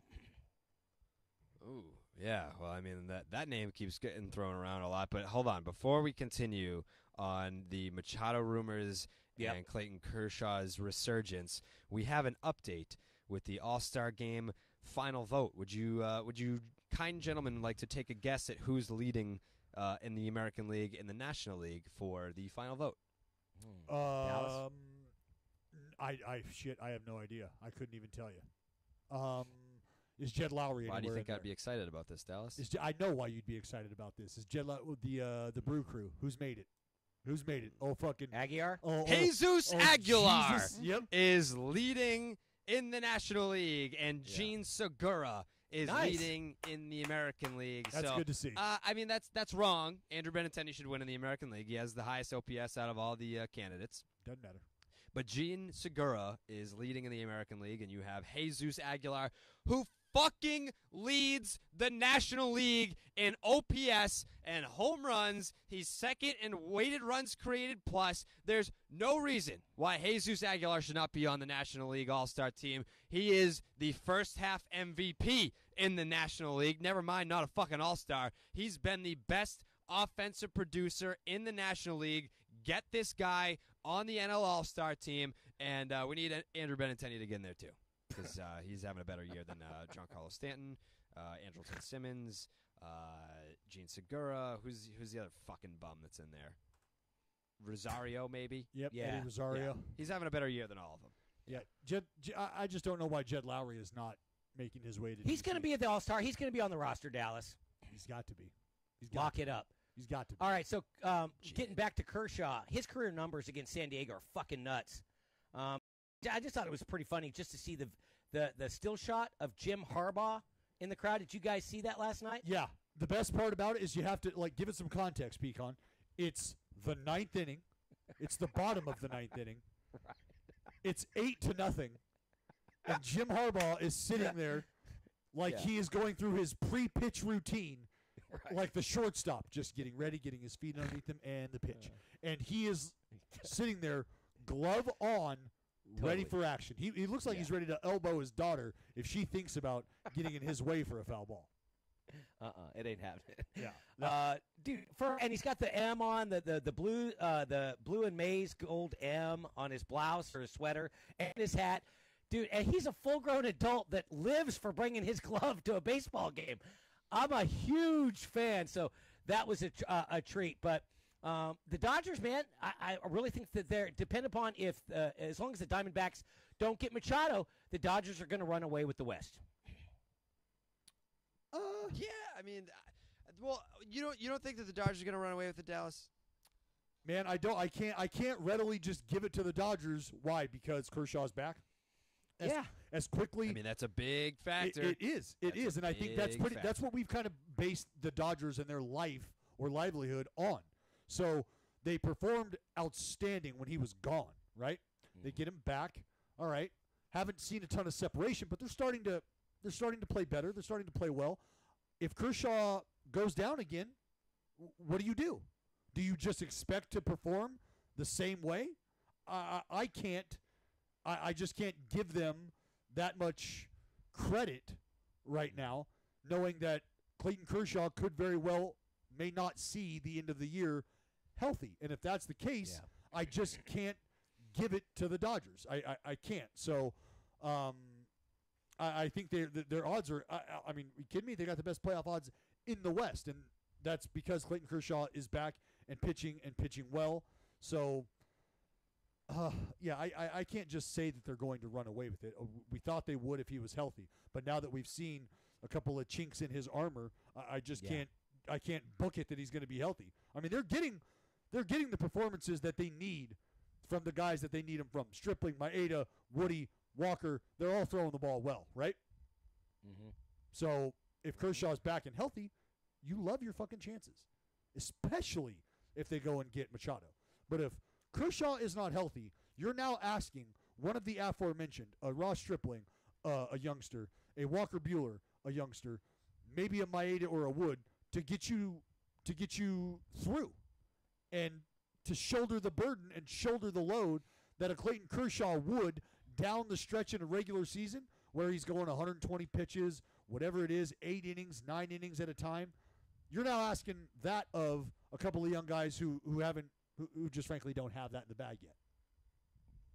Yeah, for sure. Yeah. Kershaw 10-0 with a .89 ERA dating back to September of 2013 against the Padres. Oh, so, my God. It's, seriously, that may be the greatest ownage in the history of the game. I can't confirm that, but there can't be much better. That's pretty good. Is San Diego, do you think they'll win a fucking World Series in our lifetime? I mean, no. Yeah, it's sure tough, man. I mean, you would like life's to too think good that down there. Yeah, well, I mean, that's my thing is how hard of a sell is San Diego on a ball player that you can't get talent down there. You can't get guys to, a lot of it has to do with what the farm system looks like and are you able to build that because you just can't go and buy yourself a ball club anymore and think that you're going to wind up winning the World Series. That's just not a reality. You've got to Preller tried to do that a couple of years ago, didn't he? He went out and got what was it, the Upton boys? Yeah, he made Upton, a splash in free agency. We got Matt Kemp, Will Myers. Correct. Or not Will, not Will Myers. Will Myers. Shit. Yeah, Heath Bell. We got all those guys. Will Myers was like the guy that they wanted to build around. Yeah. I was like, yeah, he was center fielder. Fuck it, put him at first base. Fuck it. Anybody want to take him as a DH? Fuck it. Right. Machado. So we talked about him, maybe the Dodgers, maybe the D-backs. Handicap where he ends up, because now you're hearing about the Yankees getting in the mix. So whether it's the Yankees, which I find hard to believe that Angelos would go in division, him and Duquette. Yankees, Dodgers, D-backs, Brew Crew. Handicap where Machado ends up. Starting with you, Dallas. Man. I'm going to say the Dodgers. And that's just because I think it's an easy route to go to say the Yankees, because if the Yankees are willing to part ways with a Andahar and some other pieces, then Brian Cashman will get his man if he wants his man. And I don't know there's much that can be done about that. I think Jared is right in a logical or a fitting landing spot could very well be Milwaukee. I'm going to say the Dodgers because I think that for the reasons I mentioned, them not having the confidence that they might be able to pitch their way through the division without a Kershaw, the next best thing would be able to swing their way through that division with another bat. Jared? I mean, I kind of look at this situation, and I'm like, well, the Yankees have some pieces that they can move, obviously, and Duhar is a guy that teams are coveting at this point in time.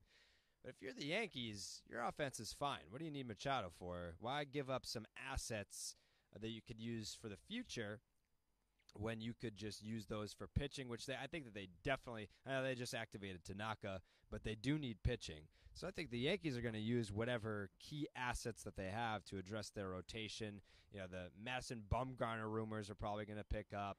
I don't think Jay Happ is the answer. They could get in the DeGrom sweepstakes. They're going to get somebody. Cole Hamels, whatever. They're going to get somebody, which kind of just leaves us with the Brewers.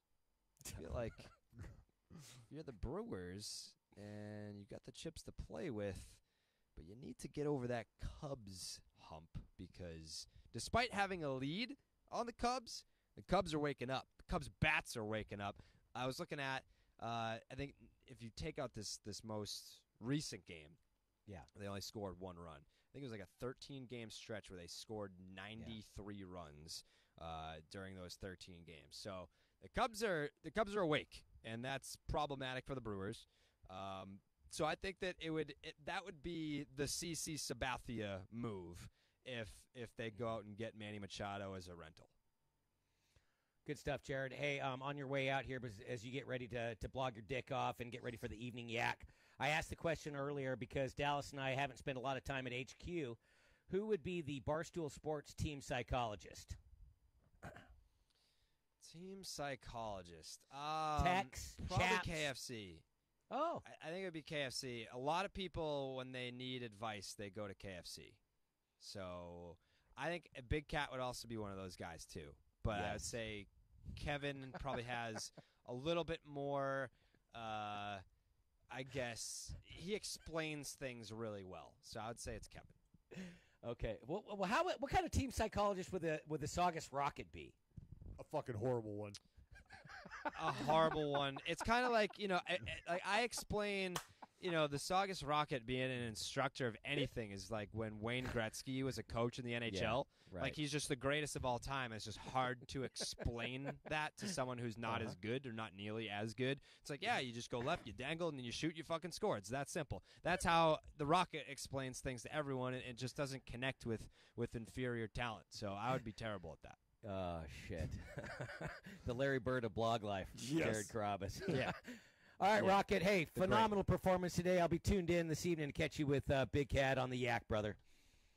Oh, yeah. I'm looking forward to tomorrow because I don't know if you know this, but the Barstool Wiffle Ball Home Run Derby is taking place tomorrow. We're not allowed to say who wins because we're not posting it for a little bit. But the Wiffle Ball Home Run Derby is tomorrow. It's gonna be a good one. Yeah, man. I want to shout out to Brett for hitting me up like 4 days before that actually went down, not having any clue about the schedule. It's always great when did he not hit you up? Did you not even get tipped off about this? No, like I said, I did, but what he failed to realize was, oh yeah, you're gonna be like, you would then land and then you'd just like come right back to DC, and that really wouldn't work out. Oh, that's right, because you got other jobs too. You do. Yep. Yeah. No, that's Whoops. But yeah, if you're into it, you being the baseball guy, if you're into being a part of the baseball thing that we're gonna do with our company, love to have you out here, man. If you could. Yeah, no problem, man. All over that. Nip. Yeah. So tell me how that JV home run derby turns out. It's like having a punt contest with no pat. Hey.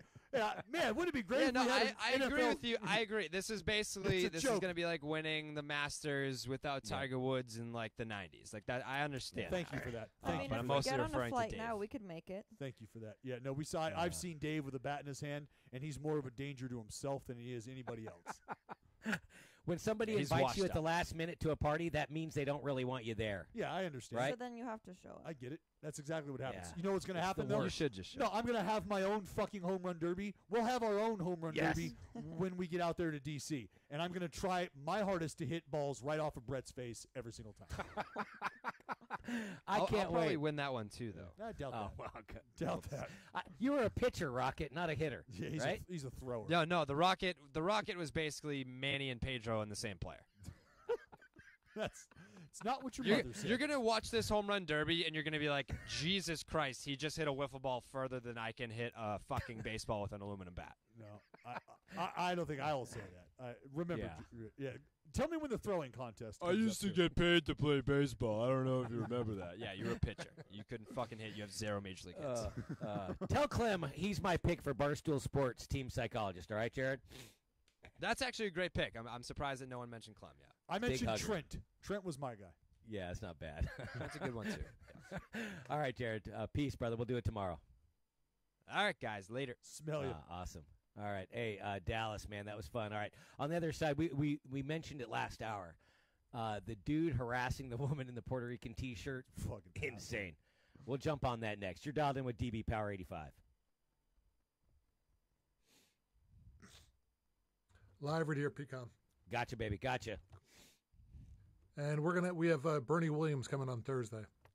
Oh, fuck yeah. Yeah, we had him on like maybe the first month of the show. Yeah, and the guy reached out to me again. He was like, he's promoting something, but yeah, he wanted to come on. So no, he was great. Yeah. That was a lot of fun. I remember that. That may have been the first time, Dallas, that we were in the San Francisco studio. Yeah, you're right. You were right. It was fun.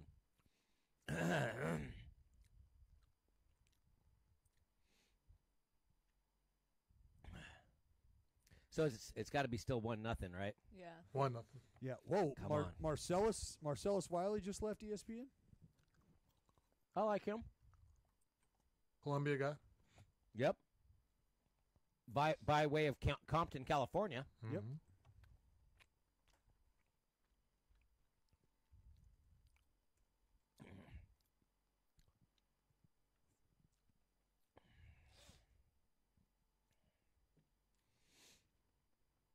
My little brother lives in D.C. Have you ever been, Yaz? Yeah, it's like my favorite city, actually. It is an awesome fucking town. Great energy, a lot of fun shit to do, man. It's a cool place.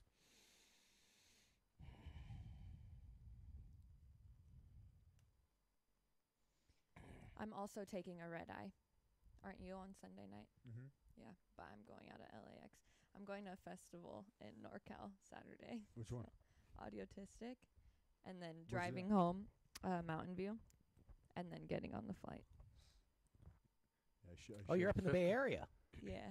I showed Meg the sign to Dixon when we were driving to Napa. I was like, see, that's Yazland. That's where I'm from. How far are you guys from the Orange County Fair out there? Or I don't know. I heard on Hair Nation that Rat's playing there Friday. Peak. Oh, fuck yeah, an hour and a half. Yeah. Rat and Quiet Riot. Stephen Piercy, the greatest rock and roller ever out of San Diego County. Tremendous. The greatest rock and roller ever out of San Diego Ever. County. Out of San Diego There's not County. that many, but. Hey, Biggie, have you read Stephen Piercy's autobiography? Come back. It's good. He's a maniac, right? Yes. Yeah.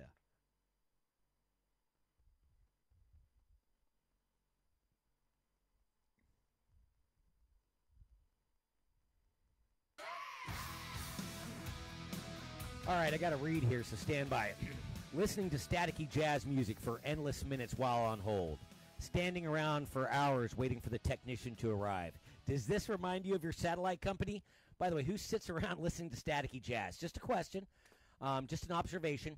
Dish hears your pain and believes you deserve a better TV experience. Dish is ranked #1 in customer service nationally by J.D. Power and customers. Plus, Dish offers 75-minute arrival windows for their technician appointments. That means you can spend more time enjoying all your favorite shows and live action with the latest technology and the best support team. Dial 844-CALL-DISH, go to dish.com, or visit a local retailer near you to switch. Dish listens. It's how they stay tuned in you. Based on J.D. Power 2017 U.S. Television Service Provider Satisfaction Study. For more information, visit jdpower.com. All right, Dallas, I had not seen another video in a string of just bad behavior nationally. I want to believe this is just a couple of isolated incidents that have picked up traction on social media. That may be naive, but it's almost like we're getting one on the daily, dude, and this one involves harassing a woman wearing a Puerto Rican T-shirt at a public park in Illinois. So I had not seen it until you tweeted it this morning. Pretty fucking sad, dude. It's incredible that this shit continues to go down, dude, and it's not even like, just to break it down for the folks who haven't come across this, there's a lady wearing a shirt that is just a Puerto Rican flag, basically, and she's in a recreational park area, and she has rented this space. She's, from the sounds of it, has bought and paid for a permit to utilize this space for X amount of time.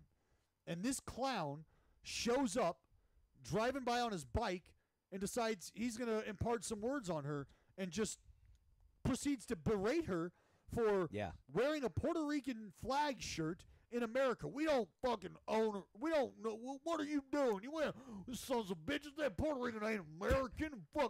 It's a fucking territory. We don't own them. It's a territory. But just all this bullshit. Yeah. Why? What? Like a T-shirt. This is over a T-shirt, and it's not even. And like I said in the tweet, I'm not even mad at the asshole that's running his mouth. That is just another pure display of ignorance, and I don't even know what else, but it's just a pure display of ignorance. The cop that is standing there in the background that does nothing for the entirety of the video until, Pecan, get this, until somebody comes to the defense of this woman who was seen throughout the entirety of the video asking the man to leave her alone, asking the man to back away from her. She continues to retreat and remove herself from the conflict or the potential conflict. And this man continues to follow her around yelling shit. Well, somebody steps in and is like, yo, Bo, you need to back the fuck up. You need to move. You need to kick rocks. And when that guy steps up and starts to defend her, that is when the cop decides he's going to intervene. And who do you think he talks to first? The guy who is defending the female. He does weird. He does. No, it's not weird. It's not weird at all. And I'm done. That's a weird thing to me because it's not the logical reaction. Well, and that's the problem, though, Pecan, is the world that we live in has taught us, if you pay attention, that this isn't weird. This isn't abnormal. And that right there is the abnormal fucking part of it, is that it's not abnormal any longer. And if somebody can leave their house, leave their house and on their way to whatever, because their house is point A, wherever they're headed is B. And it might be just a lap around the block and back to your house. But from A to B, somebody was so offended, ignorantly so, by a flag or a T-shirt that this is what has happened. This is where we're at. Come on, man. Like, let me ask you this, Pecan. What happens if somebody? What happens if somebody of an ethnic background rolls up on somebody wearing a Confederate flag T-shirt, and this goes down? What happens? Now these people, like, let's say it's an African American individual. Now what? Now they're an asshole. Now they're inciting riots. Now they're the ones who have the issue. No, like, they would be an asshole for doing it. But does the flag itself have anything to do with it? No. That's the fucked up part. That's the fucked up part, is that this Puerto Rican flag is what set this dude off, and he is so far removed from the reality he should be living in that he's comfortable in espousing these things in public. I want to remind people it was Illinois, which we don't typically associate with that kind of bullshit. But, yeah, Dallas, I may be naive. I know that we're seeing more of these come out, but I don't, in my personal life, I don't see behavior like this ever. Ever. Because you don't surround yourself with people who have these kinds of outlooks, who are so jaded like this. Like, if you I don't have a single person in my phone who would at any point in time stop somebody on the street and berate them and tell them to leave the country because of the shirt they're wearing. Totally. That would never happen. And the problem is, a lot of the time now, you're not sure if you do have somebody in your phone that is capable of that, but we're finding that out more and more. And it's because people are, because shit like this, because you feel empowered because this guy's chirping and chirping and chirping, and he's got a cop right next to him. So when you continue to say this stuff and the cop isn't doing anything to diffuse the situation, that is the empowering part. Because if you were wrong, you'd like to think this cop would be telling you, hey, guy, chill out. What are you doing? Get the fuck on. Go brakes. about your day. If you were wrong, right? If you were wrong, that's what would happen. Well, he just go about your day. Mind your own goddamn business. To me, Dallas, that when he was busting this lady's balls about the permit, all I could think watching the video was, mind your fucking business, dude. Yep. That's all it is, man. That's all it is. But again, Pecan, for whatever reason, people feel like, you know what? And it's because if I can say this kind of shit and behave this kind of way with a law enforcement officer standing 5 feet from me and they're not going to do anything about it, I'm being told in a roundabout way via nonverbal communication that this is okay. There's nothing wrong with what I'm doing. I can escalate this further. So short of slapping that lady, that guy feels like he was completely justified, and that's the problem. Two more things, and then we'll bounce. One is the composure that this lady has. Wow. Incredible. Because, I mean, I watching the video, I don't know if he posed a physical threat, but there were a couple of times you never know. Right? He's charging at her a couple different times. He's in her area, dude. Right, absolutely. In her orbit. That's why I said he should have just been slapped, and that should have been that. She was able to, I mean, dude, poise like you read about. Incredible. So I want to tip my cap to the lady for keeping it cool. And then secondly, when me and my boys get together at the bar, swilling whiskey and beer, the Italian side will definitely bust the Irish side's balls and vice versa. Oh, yeah. But and that's fun. But this was not in any way, shape, or form comical or entertaining. No. It was very aggressive and fucking lame. So my takeaway be, mind your business. Go about your business, old man, and let this woman have her party. I'm going to be straight up, man. I really hope that we start to see bystanders. When these videos are being taken, I really hope we start to see bystanders just step in. Step in. And you like, hey, here's a quick way to not get your ass blasted across the internet for being an asshole. One, you could not be an asshole. But two, if the end result is you just catching a hot one from someone that's tired of watching you be an asshole, then that's Pecan. I was so close during the float, man. We were floating on the river, and I listened to this lady as we're just about ready to get back onto the bank. she has her daughter, and she's trying to explain to her daughter how to get around some of the debridement in the water, how to, maneuver around With the water what? or whatever. Debridement. Okay. And never heard that word. Incredible. Yeah. And she's trying to convey to her how to do this. She ends up snapping on her daughter, calling her daughter, who's 13, we found out, because she said, "You're 13 years old, and